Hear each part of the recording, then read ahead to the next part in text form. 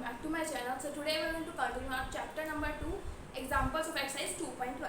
So first example is find the remainder on dividing the sum of this by 12. So factorial find out करना, फिर उसको 12 से divide करना इतना difficult, तो हम क्या कर सकते हैं, when 1 factorial is divided by 12, 1 factorial को 12 से डिवाइड करें तो रिमाइंडर हमारे पास क्या आएगा 1. जब 1 फैक्टोरियल मींस 1, जब 1 को 12 से डिवाइड करें तो रिमाइंडर हमारे पास क्या आएगा 1. Now when 2 factorial is divided by 12, reminder is 2. जब मैं 2 फैक्टोरियल मतलब 2 को 12 से डिवाइड करूं तो रिमाइंडर क्या आएगा 12 0 0, so reminder will be 2. When 3 factorial is divided by 12, reminder is 6. जब 3 फैक्टोरियल मींस 6 को हम डिवाइड करूंगी 12 से, तो रिमाइंडर क्या आएगा 6 ही आएगा. When 4 factorial is divided by 12, that is 4 factorial क्या होता है 4 into 3 into 2. इसको 12 से डिवाइड करेंगे तो रिमाइंडर क्या आएगा हमारे पास 12 24, so 12 to the 24, so remainder क्या आएगा 0. रिमाइंडर आएगा 0. जब 5 फैक्टोरियल को मैं 12 से डिवाइड करूंगी तो रिमाइंडर देखिए इस 5 फैक्टोरियल के अंदर 4 फैक्टोरियल तो इंक्लूडेड है ही, और कोई मल्टीपल आ जाए तो भी क्या आएगा 0. मतलब ये होता है 120. 120 को 12 से डिवाइड करेंगे पॉसिबल है क्योंकि इसमें 5 फैक्टोरियल को हम क्या लिख सकते हैं 4 फैक्टोरियल into 5, और 4 फैक्टोरियल भी 12 से डिविजिबल है तो कोई भी मल्टीपल होएगा और 12 से डिविजिबल हो गई. सो इनके रिमाइंडर्स को हम ऐड करें तो 6 7 8 9, सो रिमाइंडर हमारे पास क्या आ जाएगा 9. Next question is find the remainder when 2 raised to power 20 is divided by 7. So इस टाइप के क्वेश्चन में हमको क्या लिखना पड़ेगा, 2 की पावर 20 को देखना है. फर्स्ट हम लिखेंगे 2 इज कॉन्ग्रुएंट टू 2 मॉडुलो 7. ये स्टेप हम लिखेंगे क्योंकि हम पता है कोई भी नंबर वो खुद के जो है कॉन्ग्रुएंट ऑलवेज होता है. अब बेसिकली क्या करना पड़ेगा, हमें स्क्वायर करना है. सपोज हमें दोनों तरफ पावर्स करनी है और ये वाला जो पार्ट है इसको 1 बनाना है. 2 raised to power 4 किया, सॉरी स्क्वायर किया, तो यहाँ पे भी स्क्वायर आएगा तो आ जाएगा 4 modulo 7. Suppose 2 raised to power 3 किया, एक 2 से मल्टीप्लाई किया दोनों साइड तो आ जाएगा 8 मॉडुलो 7. और आपको पता है कि ये जो चीज़ है इसको हम शॉर्ट, इसको हम क्या कर सकते हैं 8 into 7, 7 on the 7, तो रिमाइंडर क्या आ गया 1. तो इसको हम 1 लिख सकते हैं because every congruence is equivalent to its remainder. से यहाँ पे इसके हम रिमाइंडर लिख सकते हैं. अब हम पावर क्या चाहिए 20, तो इसको मैं मल्टीप्लाई कर देती हूँ. 20 चाहिए तो 6 से मल्टीप्लाई कर देते हैं, दोनों साइड 6 ले लेते हैं. से आ जाएगा 2 raised to power 18 is congruent to 1 modulo 7. 2 raised to power 1 हमारे पास किसी कॉन्ग्रुएंट है 1 मॉडुलो 7. मुझे वहाँ पे 2 raised to power 20 चाहिए, तो मैं क्या करूँगी यहाँ पे 2 raised to power 20 लाने के लिए इन दोनों इक्वेशंस को मल्टीप्लाई करती हूँ. तो आ जाएगा 2 raised to power 20 is congruent to 4 modulo 7. क्योंकि दो कॉन्ग्रुएंट्स हमारे पास उनको मल्टीप्लाई कर सकते हैं. Suppose A is congruent to B modulo M, जब रिजल्ट किया था C is congruent to D modulo M, so AC is also congruent to BD modulo M. So इस रिलेशन से हम ये बात लिख सकते हैं. Now let us see example number 6, second part. Find the remainder when 2 raised to power 48 is divided by 105. ये जो नंबर है इसकी प्राइम फैक्टर्स पॉसिबल है, सो हम प्राइम फैक्टर्स करके ही चेक करेंगे. सो ये जो नंबर है 105 को हम क्या लिख सकते हैं प्राइम फैक्टर्स ऑफ 7 3 5. सो हम डिफरेंट मतलब 2 raised to power 4 is congruent to this ये फाइंड आउट करेंगे तीनों के रिमाइंडर्स. फर्स्ट हम लेके चलते 7, तो 2 is congruent to 2 मॉडुलो 7 लिख लेते हैं. नेक्स्ट पार्ट के लिए हम लिखेंगे 2 is congruent to 2 modulo 3. Next part के लिए लिखेंगे हम 2 is congruent to 2 modulo 5. First part लेते 2 is congruent to 2 मॉडुलो 7, दोनों तरफ क्यूब कर देते हैं, आ जाएगा 8 मॉडुलो 7. और जब मैंने 8 को 7 से डिवाइड किया तो रिमाइंडर मुझे मिलेगा 1. और मुझे पावर चाहिए 2 raised to power 48, तो दोनों तरफ मैं क्या कर रही थी 2 raised to power 3 16 is congruent to 1 raised to power 16 modulo 7. तो ये आ जाएगा 2 raised to power 48 is congruent to 1 modulo 7. Next part है 2 इज कॉन्ग्रुएंट टू 2 मॉडुलो 3, तो दोनों तरफ स्क्वायर कर देते हैं. आपको देखना पड़ेगा कि यहाँ पे 1 कैसे बन सकता है. 4 मॉडुलो 3 से आ जाएगा 2 raised to power स्क्वायर, इसको डिवाइड करेंगे तो 1 आ जाएगा रिमाइंडर मॉडुलो 3. सब चाहिए 2 raised to power 48, 2 raised power 2 into 24 कर देते हैं, 1 रेस्ट पावर 24 मॉडुलू 3 से आ जाएगा 2 raised power 48 is congruent to 1 modulo 3। Next part के लिए देखिए 2 is congruent to 2 modulo 5, so 2 का हम यहाँ पे क्या कर सकते हैं, 2 2 4 कर देते हैं, ठीक है, 2 का स्क्वायर कर देते हैं, इज कॉन्ग्रुएंट टू 2 मॉडुलू यहाँ पे आ जाएगा 4 5। नाउ हम 4 को जो 5 से डिवाइड करेंगे, से यहाँ पे 5 बन ले लेते हैं 5, सो जब यहाँ पे रिमाइंडर आएगा -1, तो यहाँ पे इसको -1 से रिप्लेस कर देंगे, 2 का स्क्वायर इक्वल टू -1 मॉडुलू 5। हमें चाहिए 2 रेस्ट पावर 40, सो हम तो 24 कर देते हैं, सो -1 रेस्ट पावर 24 मॉडुलू 5 से आ जाएगा 2 रेस्ट पावर 48 इसको हम टू 1 मॉडुलू 5। तो जो तीनों पार्ट आ चुके हैं, अब हम इनको क्या करेंगे, सो इनका प्रोडक्ट कर देंगे, सो आ जाएगा 2 रेस्ट पावर 48। सो जब हम इनके प्रोडक्ट करेंगे, सो ये मतलब आ जाएगा 2 raised power 45 is congruent to 1 modulo 7 into 3 into 5 that is 105। So next question is find the remainder on the division of 111 raised to power 333 plus 333 raised to power 111 divided by 7। So इसको separate ले लेते हैं, पहले हम show कर देंगे कि इसका रिमाइंडर क्या आएगा जब इसको 7 से डिवाइड करेंगे। So we know that 111 is congruent to 111 मॉडुलू 7। अब ये वाली जो टर्म है इसके रिमाइंडर के भी कॉन्ग्रुएंट होगी, तो हम क्या करेंगे 111 divide by 7, so 7 on the 7, so here we have 41। तो हम यहाँ पे 7 से 42 ले लेते हैं ताकि माइनस में आ जाए, 1 आ जाए कैसे करके, so 111 is congruent to -1 modulo 7। सब हम चाहिए 111 is power 333, so 111 is power 333 is congruent to -1 is power 333 क्या आ जाएगा -1 मॉडुलू 7। तो नेक्स्ट पार्ट के लिए अब हम प्रूव करेंगे 333 रेज़्ड टू पावर 111 से क्या रिमाइंडर आएगा when divided by 7। So 333 is congruent to 333 मॉडुलू 7। तो 333 को जो हम 7 से डिवाइड करेंगे, 7 4 28,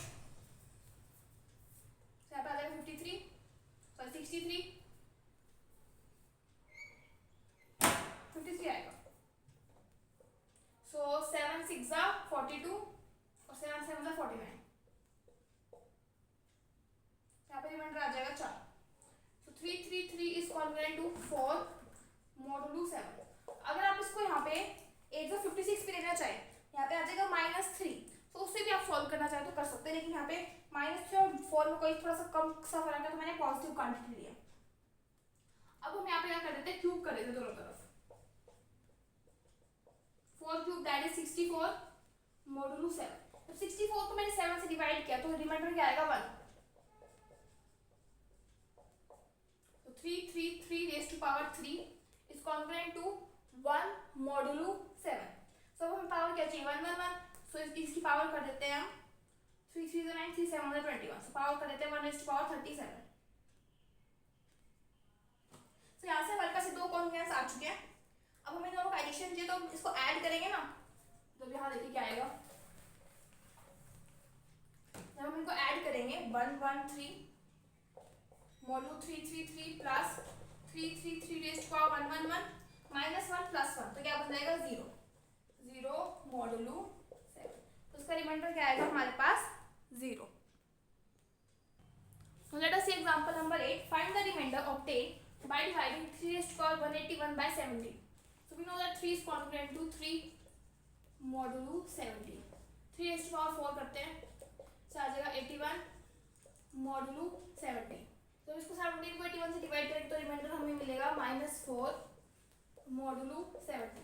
तो स्क्वायर कर देते हैं, तो 3 raised to power 8 is congruent to 60 modulo 70।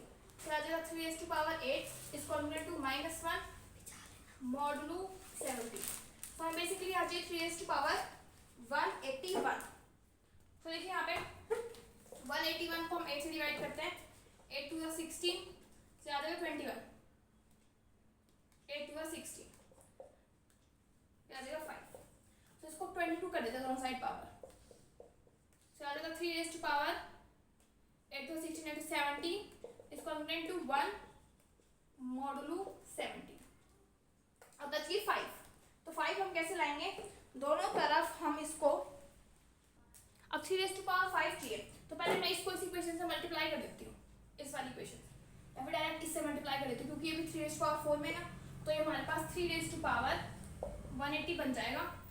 इस कॉन्ग्रुएंट टू इनके मल्टीप्लाई करेंगे तो आ जाएगा -4 मॉडुलो 70।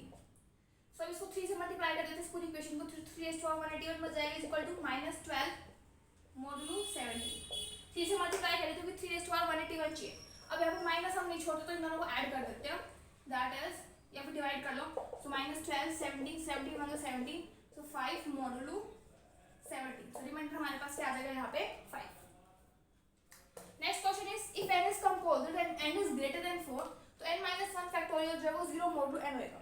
अगर n सपोज हम ग्रेटर देन 4 लेते हैं, सपोज n 3 ले लेते हैं, 3 फैक्टोरियल मतलब 6, क्या 6 जो है n जो हमने लिया है,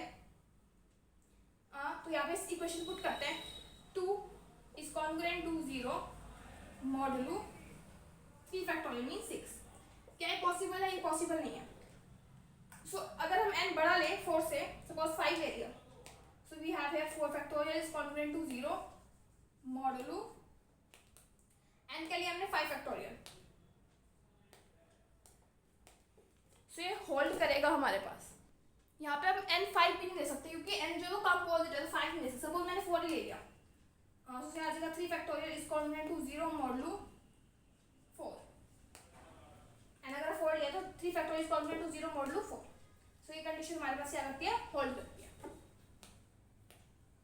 let us see example number 10। If a plus c is congruent to c modulo m and b is congruent to d modulo m, हमें प्रूव करना है a plus d is congruent to c modulo m। अब ये दोनों congruent है तो इनका subtraction भी कॉन्ग्रुएंट होएगा, सो a plus b minus b is congruent to c minus d modulo m। so b से b cancel, so a is congruent to c minus d modulo m। तो यहाँ से हम क्या लिख सकते हैं, m divides a minus c minus d। यहाँ से क्या लिख सकते हैं, m divides a plus d minus c। so यहाँ से हम क्या लिख पाएंगे, a plus d is congruent to c modulo m। यही हमें करना था, प्रूव करना था। नेक्स्ट है a b is congruent to c modulo m और b congruent to d modulo m। Prove करना है कि a d is congruent to c modulo m। so हमें दो रिलेशन दे रखे हैं, a b is congruent to c modulo m और हमें मल्टीप्लाई करना है b is congruent to d modulo m। so यहाँ पे अगर हमारे पास d आ जाए मल्टीप्लिकेशन में तो हमारे यहाँ पे a d आ जाएगा। सो हमें पता है हमें पता है कि जो कॉन्ग्रुएंट है वो एक इक्विवेलेंस रिलेशन है, मतलब सिमेट्रिक प्रॉपर्टी भी होल्ड करती है। तो सिमेट्रिक प्रॉपर्टी से हम क्या कह सकते हैं, d is congruent to b modulo m। इन दोनों इक्वेशंस को मल्टीप्लाई कर सकते हैं, so a b d is congruent to your b c modulo m। m से m कैंसिल हो जाएगा, so a d is congruent to c modulo m। यही हमें क्या करना था, प्रूव करना था। Now let us see example number 12। क्या बोलते हैं, a is congruent to b modulo m1, a is congruent to b modulo m2 और जो m है वो LCM में m1 और m2 का, तो प्रूव करना है a is congruent to b modulo m और कन्वर्स का। तो यहाँ से क्या कह सकते हैं कि m1 divides a minus b, यहाँ से क्या कह सकते हैं m2 divides a minus b। तो यहाँ से a minus b जो है वो हमारा कॉमन मल्टीपल बन चुका है, लेकिन हमें दे रखा है कि m जो है वो LCM मतलब लीस्ट कॉमन मल्टीपल है। अगर m लीस्ट कॉमन मल्टीपल है तो m जो है वो a माइनस b को डिवाइड करेगा क्योंकि वो लीस्ट है। तो यहाँ से हम क्या कह सकते हैं, m a माइनस b को डिवाइड करेगा। From here we can write a is congruent to b modulo m। और कन्वर्स लेके चलते हैं कि a is congruent to b modulo m1 और m जो है वो LCM है m1 और m2। तो यहाँ से हम क्या कह सकते हैं, m divides a minus b। यहाँ से लिख सकते हैं m1 divides m and m2 divides m, क्योंकि ये LCM है और इसके फैक्टर्स, तो इसको डिवाइड करेंगे। सो अगर m1 m को डिवाइड करे और m a माइनस b को डिवाइड करे तो m1 जो है वो a माइनस b को भी डिवाइड करेगा, m2 m को डिवाइड करे और m a माइनस b को डिवाइड करे तो m2 भी a माइनस b को डिवाइड करेगा। सो यहाँ से लिख सकते हैं हम a is congruent to b modulo m1। Similarly यहाँ से लिख सकते हैं a is congruent to b modulo m2। Same question है, बस यहाँ पे क्या आ चुका है, g से d आ चुका है। और अगर कन्वर्स पॉसिबल है, अगर पॉसिबल नहीं है तो एग्जांपल दे। तो सेकंड पार्ट उसको भी हम लेके चलेंगे। देखिए यहाँ से हम लिख सकते हैं कि m1 डिवाइड्स यहाँ से लिख सकते हैं m2 divides a minus B. m1 जो है वो a माइनस बी को डिवाइड कर रहा है, m2 भी a माइनस बी को डिवाइड कर रहा है, और उनका जीसीडी m है। तो यहाँ से हम क्या कह सकते हैं, m डिवाइड्स m1 और m डिवाइड्स m2, क्योंकि उनका जीसीडी है। m m1 को डिवाइड कर रहा है और m1 a माइनस बी को डिवाइड कर रहा है, तो m divides a minus B. m जो है यहाँ से a माइनस बी को डिवाइड करेगा। From here we can write a is congruent to b modulo m। Converse हमें एग्जांपल से शो करा, तो हम यहाँ पे एग्जांपल ले सकते हैं 25 कॉन्ग्रुएंट टू 20 मोडुलो 5। यहाँ पे हमने m1 लिया है 10 और m2 लिया है 15, और इन दोनों का हमारे पास एचसीएफ है 5। m1 लिया है 10 और m2 लिया है 15, सो ये हमारे पास बन जाता है a, ये बन जाता है b। So a is congruent to b modulo. इन दोनों का जीसीडी 5 है, सो हमें प्रूव करना है कि a is congruent to b modulo. यहाँ से देखते हैं कि कॉन्ग्रुएंट है या नहीं। सो इसमें 5 कॉमन आ रहा है, ऐसे कर लो 25 इज कॉन्ग्रुएंट टू 20 मोडुलो 5। तो ये हमारे पास m लिया हमने, ये m1 लिया, ये m2 लिया, ये m लिया। सो अब हम प्रूव करेंगे कि जो कन्वर्स पार्ट है ट्रू नहीं होगा। हमने लेके चला कि a is congruent to b modulo m है, और हमें प्रूव करना है कि ये जो दोनों रिलेशन होल्ड नहीं करेंगे। 25 इज कॉन्ग्रुएंट टू 20 मोडुलो 10, ये भी होल्ड नहीं करेगा, और 25 इज कॉन्ग्रुएंट टू 20 मोडुलो 15, ये भी होल्ड नहीं करेगा। देखिए 25 माइनस 20 इज 15, 15 10 को डिवाइड नहीं करता। सिमिलरली दिस इज 15, ये तो होल्ड कर रहा है, ये वाला होल्ड नहीं करा, तो एक कंडीशन होल्ड नहीं करी, so converse part is not true. Let us see last example. Example number 14. If A is congruent to B modulo m, we have to prove that AM का GCD जो है BM की GCD के equal होगा। Let us suppose AM का GCD हमारे पास D है, तो D A को भी डिवाइड करेगा और D M को भी डिवाइड करेगा। यहाँ से हम क्या लिख सकते हैं, M divides A minus B। यहाँ से क्या लिख सकते हैं, M जो है हमारे पास दोनों बड़े सब्ट्रैक्शन को डिवाइड करता है, M A को भी डिवाइड करेगा और M D को भी डिवाइड करेगा। अगर हमारे पास देखिए D जो है वो A को डिवाइड कर रहा है, डी ए को डिवाइड कर रहा है, डी एम को डिवाइड कर रहा है। अब हम प्रूफ करें कि डी जो है एम को भी डिवाइड करेगा और डी जो है वो बी को भी डिवाइड करेगा। तो यहाँ से हम देख सकते हैं डी को बी को डिवाइड करने के लिए हमें जो डी है वो हमारे पास एम को डिवाइड कर रहा है और एम बी को डिवाइड कर रहा है। तो यहाँ से हम क्या कह सकते हैं, from this D divides B. तो डी बी को भी डिवाइड करेगा, डी एम को भी डिवाइड करेगा, तो डी जो है इन दोनों के जीसीडी को भी डिवाइड करेगा। So by this chapter is completed. In the next video we will discuss next exercise. Till then, thank you.